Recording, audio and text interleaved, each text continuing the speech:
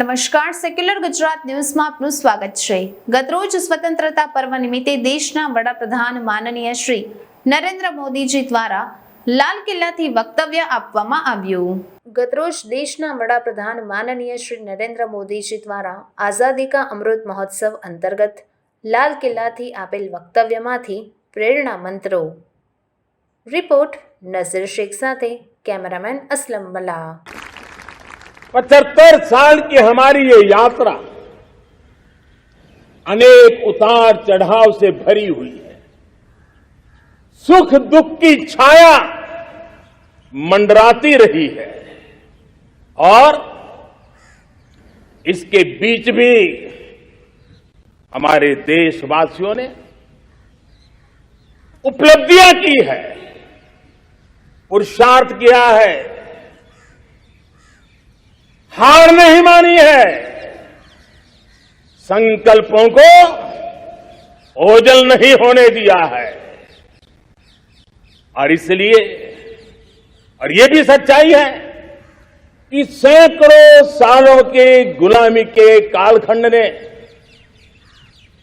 भारत के मन को, भारत के मानवीय की भावनाओं को गहरे घाव किए थे, गहरी चोटें पहुंचाई थी, लेकिन उसके भीतर एक जिद भी थी, एक जिजीविषा भी थी, एक जुनून भी था, एक जोम भी था। और उसके कारण अभावों के बीच में भी, उपहास के बीच में भी, और जब आजादी का जंग अंतिम चरण में था तो देश को डराने के लिए, निराश करने के लिए, हताश करने के लिए सारे उपाय किए गए थे। अगर आजादी आई, अंग्रेज चले जाएंगे तो देश टूट जाएगा, बिखर जाएंगे, लोग अंदर अंदर लड़ करके मर जाएंगे, कुछ नहीं बचेगा, अंधकार युग में भारत चला जाएगा। न जाने क्या क्या आशंकाएं व्यक्त की गई थी, लेकिन उनको पता नहीं था ये हिंदुस्तान की मिट्टी है। इस मिट्टी में वो सामर्थ्य है जो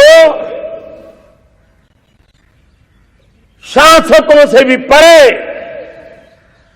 सामर्थ्य का एक अंतर प्रभार लेकर के जीता रहा है, सदियों तक जीता रहा है। हम सभी देशवासी कृतज्ञ हैं पूज्य बापू के, नेता श्री सुभाष चंद्र बोस के, बाबा साहब आंबेडकर के, वीर सावरकर के, जिन्होंने कर्तव्य पथ पर जीवन को खपा दिया। कर्तव्य पथ ही उनका जीवन पथ रहा। यह देश कृतज्ञ है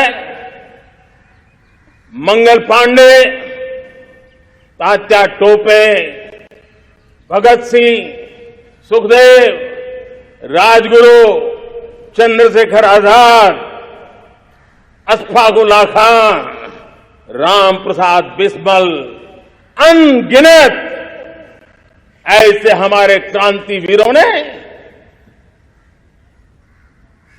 अंग्रेजों की हुकूमत की नींव हिला दी थी।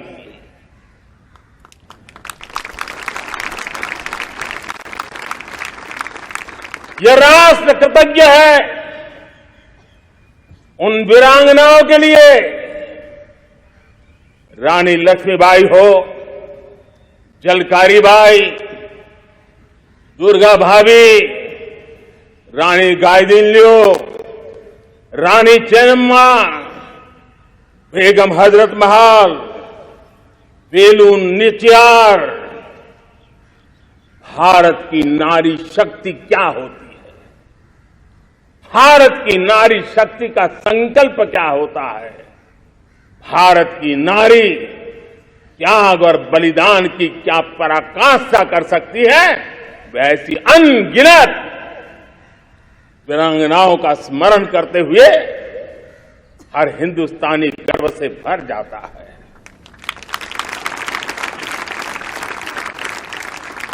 आजादी का जंग भी लड़ने वाले और आजादी के बाद देश बनाने वाले भी, डॉक्टर राजेंद्र प्रसाद जी हो,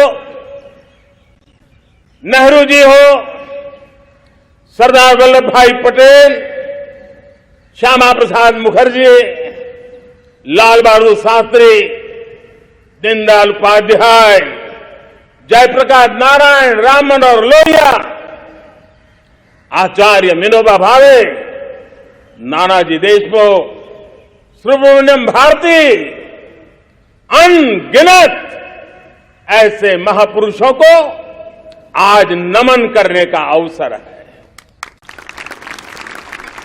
हमारे इस एस्पिरेशनल सोसाइटी ने लंबे अरसे तक इंतजार किया है, लेकिन अब वो अपनी आने वाली पीढ़ी को इंतजार में जीने के लिए मजबूर करने को तैयार नहीं है। और इसलिए ये अमृत काल का पहली प्रभात हमें इस एस्पिरेशनल सोसाइटी की आकांक्षाओं को पूरा करने के लिए एक बहुत बड़ा सुनहरा अवसर लेकर के आई है। मेरे प्यारे देशवासियों, हमने पिछले दिनों देखा है, एक और ताकत का हमने अनुभव किया है, और वो है भारत में एक सामूहिक चेतना का पुनर्जागरण हुआ है। एक सामूहिक चेतना का पुनर्जागरण आजादी के इतने संघर्ष में से जो अमृत था वो अब संजोया जा रहा है, संकलित हो रहा है, संकल्प में परिवर्तित हो रहा है, पुरुषार्थ की पराकाष्ठा जुड़ रही है और सिद्धि का मार्ग नजर आ रहा है। ये चेतना, मैं समझता हूं कि चेतना का जागरण, ये पुनर्जागरण, ये हमारी सबसे बड़ी अमानत है। और ये पुनर्जागरण देखिए, 10 अगस्त तक लोगों को पता तक नहीं होगा शायद कि देश के भीतर कौन सी ताकत है, लेकिन पिछले 3 दिन से जिस प्रकार से तिरंगे झंडे को लेकर के, तिरंगा की यात्रा लेकर के देश चल पड़ा है। बड़े बड़े सोशल साइंस के एक्सपर्ट्स वे भी शायद कल्पना नहीं कर सकते कि मेरे भीतर के अंदर कितने, मेरे देश के भीतर कितना बड़ा सामर्थ्य है, एक तिरंगे झंडे ने दिखा दिया है। यह पुनर्चेतना, पुनर्जागरण का पल है। ये लोग समझ नहीं पाए हैं, जब देश जनता कर्फ्यू के लिए हिंदुस्तान का हर कोना निकल पड़ता है, तब उस चेतना की अनुभूति है। जब देश ताली थाली बजा करके कोरोना वॉरियर के साथ कंधे से कंधा मिला करके खड़ा हो जाता है, तब चेतना की अनुभूति होती है। जब दिया जला करके कोरोना वॉरियर की शुभकामना देने के लिए देश निकल पड़ता है, तब उस चेतना की अनुभूति होती है। दुनिया कोरोना के कालखंड में वैक्सीन लेना या न लेना, वैक्सीन काम का है कि नहीं है, उस उलझन में जी रहा था। उस समय मेरे देश के गांव गरीब भी 200 करोड़ डोज दुनिया को चौंका देने वाला काम करके दिखा देते हैं। यही चेतना है, यही सामर्थ्य है। इस सामर्थ्य ने आज देश को एक नई ताकत दी है, और 8 साल का नतीजा, आजादी के इतने दशकों का अनुभव आज 75 साल के बाद जब अमृत काल की ओर कदम रख रहे हैं, अमृत काल की ये पहली प्रभात है, तब मैं एक ऐसे सामर्थ्य को देख रहा हूं और जिससे मैं गौरव से भर जाता हूं। देशवासियों, मैं आज देश का सबसे बड़ा सौभाग्य ये देख रहा हूं कि भारत का जनमन आकांक्षी जनमन है। एस्पिरेशनल सोसाइटी किसी भी देश की बहुत बड़ी अमानत होती है, और हमें गर्व है कि आज हिंदुस्तान के हर कोने में, हर समाज के हर वर्ग में, हर तबके में आकांक्षाएं उफान पर है। देश का हर नागरिक चीजें बदलना चाहता है, बदलते देखना चाहता है, लेकिन इंतजार करने को तैयार नहीं है, अपनी आंखों के सामने देखना चाहता है, कर्तव्य से जुड़ करके करना चाहता है, वो गति चाहता है, वो प्रगति चाहता है। 75 साल में संजोए हुए सारे सपने अपने ही आंखों के सामने पूरा करने के लिए वो लालायित है, उत्साहित है, उतावला भी है।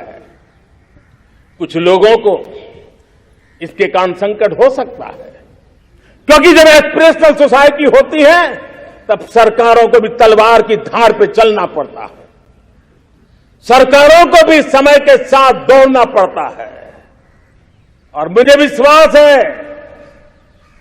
चाहे केंद्र सरकार हो, राज्य सरकार हो, स्थानीय स्वराज की संस्थाएं हो, किसी भी प्रकार की शासन व्यवस्था क्यों न हो, हर किसी को इन एस्पिरेशनल सोसाइटी को एड्रेस करना पड़ेगा।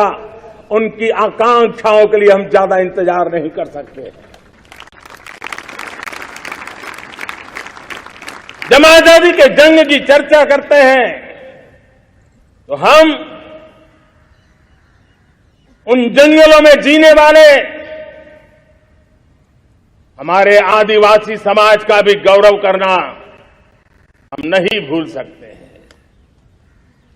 भगवान बिरसा मुंडा, सिद्धो कान्हू, अल्लूरी सीताराम राजू,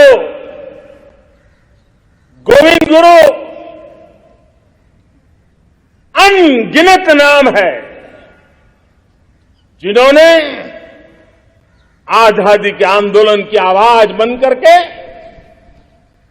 दूर सुदूर जंगलों में भी मेरे आदिवासी भाई बहनों में, माताओं में, युवकों में मातृभूमि के लिए जीने मरने की प्रेरणा जगाई।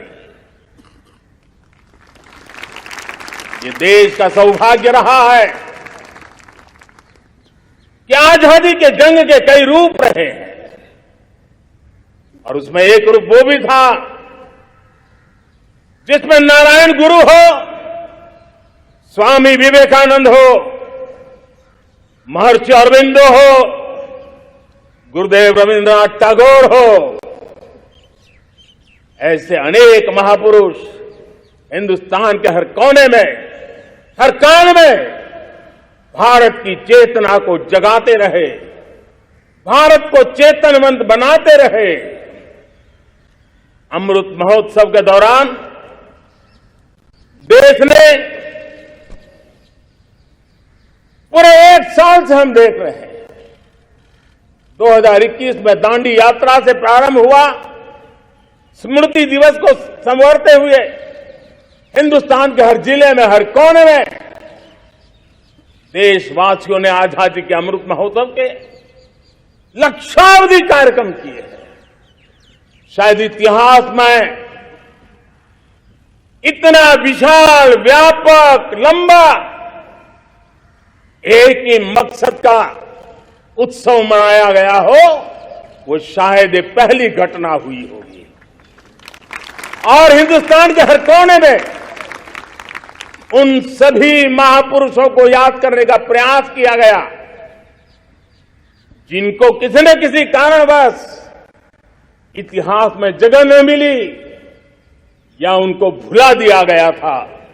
आज देश ने खोज खोज करके हर कोने में ऐसे वीरों को, महापुरुषों को, त्यागियों को, बलिदानियों को, सत्याग्रहियों को याद किया, नमन किया। अमृत महोत्सव के दरमियान इन सभी महापुरुषों को नमन करने का अवसर रहा। कल 14 अगस्त को भारत ने विभाजन विभीषिका स्मृति दिवस भी बड़े भारी मन से हृदय के गहरे गांवों को याद करते हुए उन कोटि कोटि जनों ने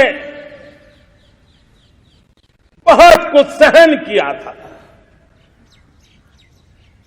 तिरंगे की शान के लिए सहन किया था, मातृभूमि की मिट्टी से मोहब्बत के कारण सहन किया था और धैर्य नहीं खोया था। भारत के प्रति प्रेम ने नई जिंदगी की शुरुआत करने का उनका संकल्प नमन करने योग्य है, प्रेरणा पाने योग्य है। आज जब हम आजादी का अमृत महोत्सव मना रहे हैं तो पिछले 75 साल में देश के लिए जीने मरने वाले, देश की सुरक्षा करने वाले, देश के संकल्पों को पूरा करने वाले, चाहे सेना के जवान हो, पुलिस के कर्मी हो, शासन में बैठे हुए ब्यूरोक्रेट्स हो, जनप्रतिनिधि हो, स्थानीय स्वराज की संस्थाओं के शासक प्रशासक रहे हो, राज्यों के शासक प्रशासक रहे हो, केंद्र के शासक प्रशासक रहे हो, 75 साल में इन सबके योगदान को भी आज स्मरण करने का अवसर है। और आज का ये दिवस ऐतिहासिक दिवस है, एक पुण्य पड़ाव, एक नई राह, एक नए संकल्प और नए सामर्थ्य के साथ कदम बढ़ाने का ये शुभ अवसर है।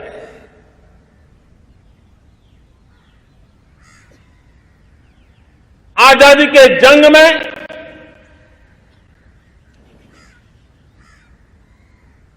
गुलामी का पूरा कालखंड संघर्ष में बीता है। हिंदुस्तान का कोई कोना ऐसा नहीं था,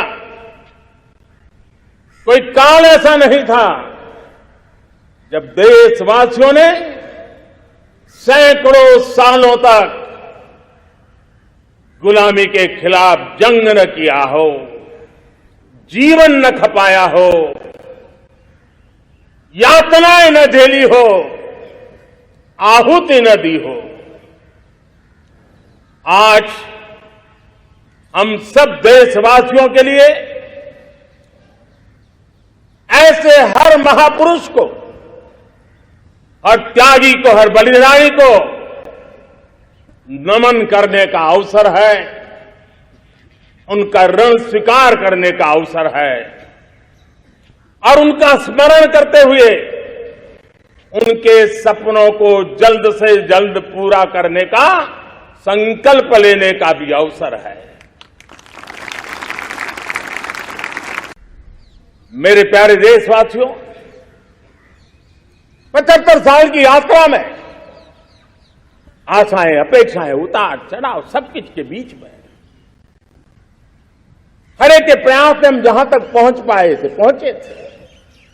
और 2014 में देशवासियों ने मुझे दायित्व दिया। आजादी के बाद जन्मा हुआ मैं पहला व्यक्ति था जिसको लाल किले से देशवासियों का गौरवगान करने का अवसर मिला था।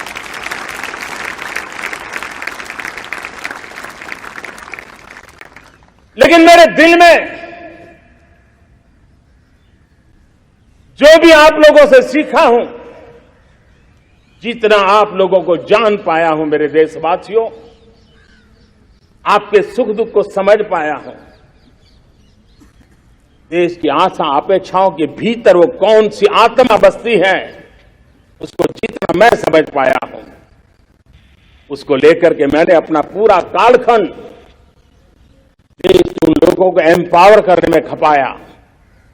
मेरे दलित हो, शोषित हो, पीड़ित हो, वंचित हो, आदिवासी हो, महिला हो, युवा हो, किसान हो, दिव्यांग हो, पूरब हो, पश्चिम हो, उत्तर हो, दक्षिण हो, समुद्र का तट हो, हिमालय की कंदराएं हो, हर कोने में महात्मा गांधी का जो सपना था आखिर इंसान की चिंता करने का, महात्मा गांधी जी की आकांक्षा थी अंतिम छोर पर बैठे हुए व्यक्ति को समर्थ बनाने की, मैंने अपने आप को उसके लिए समर्पित किया। हमने क्या कुछ नहीं झेला, कभी अन्न का संकट झेला, कभी युद्ध के शिकार हो गए, आतंकवाद ने डगर डगर चुनौतियां पैदा की, निर्दोष नागरिकों को मौत के घाट उतार दिया गया, छद्म युद्ध चलते रहे, प्राकृतिक आपदाएं आती रही, सफलता विफलता, आशा निराशा, न जाने कितने पड़ाव आए हैं, लेकिन इन पड़ाव के बीच भी भारत आगे बढ़ता रहा। भारत की विविधता जो औरों को भारत के लिए बोझ लगती थी, वो भारत की विविधता ही भारत की एक अनमोल शक्ति है, शक्ति का एक अटूट प्रवाह है। और दुनिया को पता नहीं था कि भारत के पास एक इनहेरेंट सामर्थ्य है, एक संस्कार सरिता है, एक मन मस्तिष्क का विचारों का बंधन है, और वो है भारत लोकतंत्र की जननी है, मदर ऑफ डेमोक्रेसी है। और जिनके जहन में लोकतंत्र होता है,